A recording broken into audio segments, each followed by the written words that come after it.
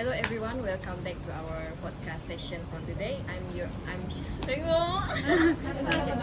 Oh boleh kan? Tapi kan semua orang macam bersembang tengok dia tau. Macam, macam tu macam. Okay, semua balik. Okay, one.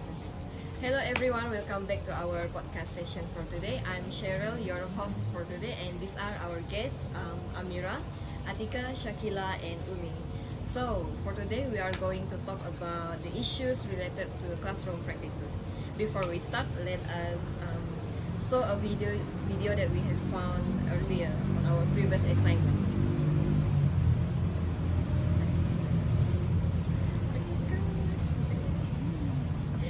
Okay. And I'm sure that each and every one of us are aware of these issues that related to the classroom practices. And the first issue that we have found in the video was minimal preparation and unclear communication. So Amira, could you explain more about this issue and a solution for this issue? Okay, regarding the issue you mentioned, minimal preparation and unclear instructions, I believe that a lack of preparation and unclear instructions can actually lead to a chaotic learning environment, and a lack of clear objectives can actually lead to disorganized and unproductive learning environment that can actually impact students negatively. The students will actually feel unmotivated. They will not focus, right? So I personally think that every teacher should set a clear objective at every lesson and actually use a lesson plan so that they can that students can actually keep track on what they are supposed to achieve. Exactly. And then they can actually engage with the lesson more. So I think that's my opinion. Alright, so thank you, Amira. I do agree with what you have explained just now, in which teachers should create and set clear learning objective before he or she begins the lesson, so the students will understand what they should focus on and achieve. Next, another issue that we have found in this video is insufficient class management.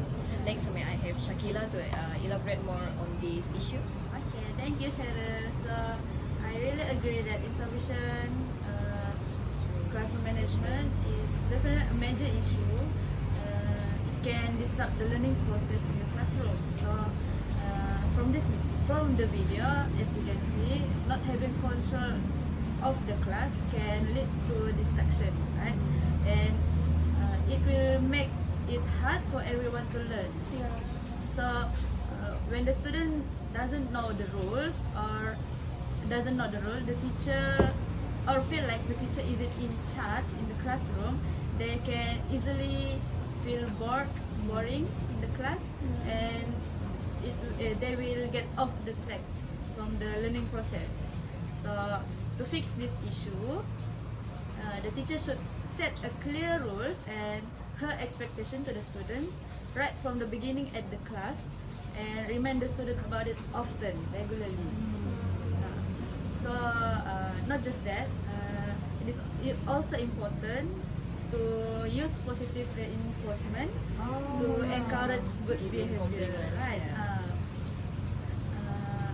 As for example, the teacher can praise the students.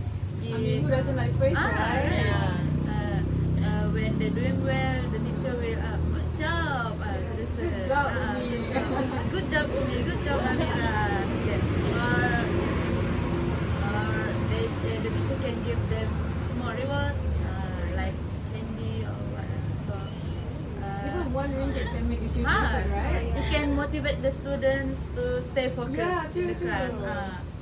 So another effective method is, if a student misbehave in the classroom, the teacher should stay calm and handle it firmly but kindly, so it doesn't get worse. The key is to make students feel comfortable but also understand the boundaries in the classroom. This way, the classroom will become a space where everyone can learn better. That's it for me. Alright, so thank you, Shakila, for your explanation. mentioned just now. I do agree with what you have explained, in which it is essential for teachers to give positive reinforcement, like giving compliments, giving praise to the student. Like I am sure that all of us back in our high school back then, like we really enjoy when our teachers do give us Word compliments. of affirmation. You can do it. Yeah. Alright, so for the next issue that we have found in this video is not utilizing multimodal approach. Next, can I have Amira once again to elaborate more on this issue and to come out with a solution? Okay. The lack use of multimodal teaching approaches is actually a common issue in classrooms, right? When teachers rely too much on verbal or solely rely on verbal instructions, it can actually lead to disengagement and reduce comprehension of the students. So, to address this issue, I actually think that teachers should actually incorporate videos, diagrams, and interactive activities to actually capture different learning styles, visual, auditory, kinesthetic, yes. So this actually makes the lesson more interesting and students are actually engaged. Yeah, true. They can stay focused. Yes, so that's the solution. Oh, okay. Thank you, Amira, for your explanation just now. Next, moving on to the next video that we have chosen that related to the classroom practices. Let us watch this video first. Let's observe together. Okay, just like what we have identified, one of the issues in this video is excluding cooperative learning. May I ask Umi, what are your thoughts on this issue as well as the solution? Alright, so based on the video we observed just now, right, we can see that the teachers clearly do not apply cooperative learning. So cooperative learning, why is it important, right?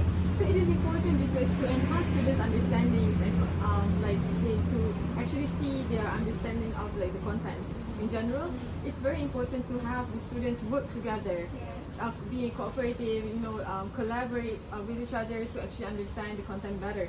But then at the same time, we can see also that the teacher is trying too hard, trying to make the students engage by getting them to play games and everything. It's good. But honestly speaking, right, it would be better if the teacher could just include a game in terms of like the students work together between each other. Like for example, pair up like low proficiency students with high proficiency students, so that they can help each other. Yeah, exactly. So that's very important because in making sure that the objective of the day of the lessons are being achieved by everyone, it's very important to make the students work together because sometimes peer learning works better than in that instructions, right? Yeah.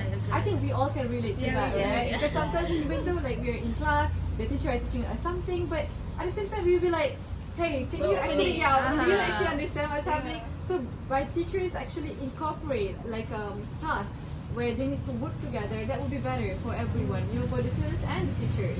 So yeah, I think the teacher can also manage the dynamic classroom by just somehow allowing students who answer first, like rotating like which group go first and everything. It would actually help everyone to stay engaged and also all of them to actually be a part of the classroom lesson. Participate, yeah, exactly.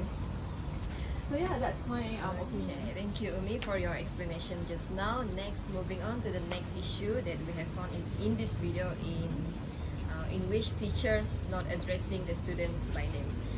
Next, may I have Atika to explain more about this issue? Okay. As you can see in the video, it's quite obvious that the teacher do not call his students by names, and I think that's not a good approach.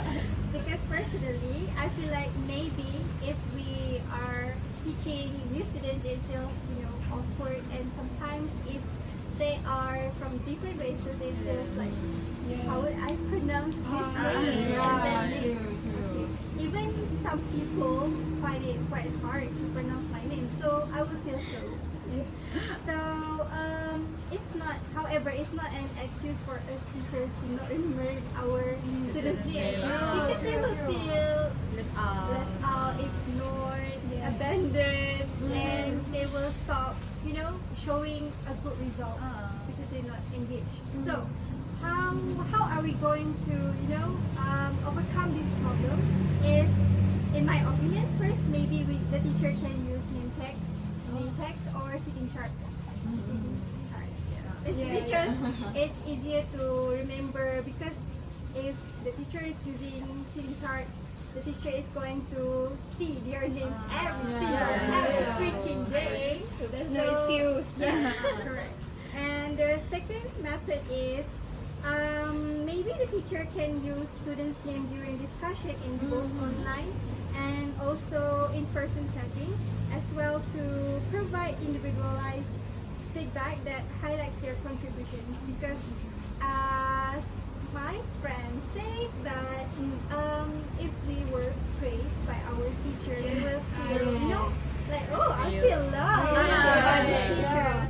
And I mean, honestly, it's not really that bad on the teachers not remember the student's name, but it will make a huge difference if the teacher be like, Amira, good job, They will feel really appreciated. Yeah, really appreciate it. okay, so for the last method that I think it works wonders, to rotating responses during Q&A sessions and using each student's name when calling on them will make them feel seen and valued. It's because, when the teacher is doing a quiz where, oh, who's gonna answer? Please raise your hands. And the teachers keep choosing the same person. You feel like, am I not doing special? am I not doing good during this class or something? True. So even simple acknowledgements like mentioning specific insights or thanking students for participating can make a significant impact for them. In all of that, the most important is consistency, because without the consistency, we cannot achieve anything. I think that's all from me. Thank you, Atika. Right. So thank you, Atika, for your explanation just now. I do see eye to eye with what you have explained just now, in which it is essential for teachers to address the students by name, as it could help building a positive relationship between teachers and the students, and it will make the student feel more value if the teachers call the students by name, right? Okay, so the final issue that we have found in this video is lack of clarification. So Umi, could you explain more on this issue and come up with a solution? Sure. So we all can see from the video just now, right? Like, it's very obvious that the teachers do not give any enough clarification on certain words. I mean, honestly speaking, because we are all TESOL future teachers, right? So obviously we know those words. But what if the students, right? I mean, obviously they're gonna be confused and they look like they are lost in translations, right? But it's just very sad because, honestly speaking, I feel like the teacher should take a better approach by at least mentioning what's the meaning of the words, and then try to relate it to the students' prior knowledge. Because sometimes they are all smart students, they know that thing specifically, but just maybe the vocabularies are new. So for example, in the video we can see that the teachers are using the word pharmacist, and then the students are quite lost, they're like, what? And then the teacher is trying to just say the meaning of the word in their mother tongue, but it doesn't really help the students to actually try to connect, So it's very important for the teachers to help the students with their schemata, for them to actually understand what is happening, and also for them to be able to use the word, the vocabulary in the future context. So I think that the teachers should incorporate that method, that approach in the next time. I agree. Right? Alright, so thank you, Umi, for your explanation just now. To reiterate, both of the classes need to improve their respective classroom management in order to create an effective lesson. So everyone, thank you so much for voicing out your ideas. And so this marks the end of our podcast. Let's call it a day. Yay!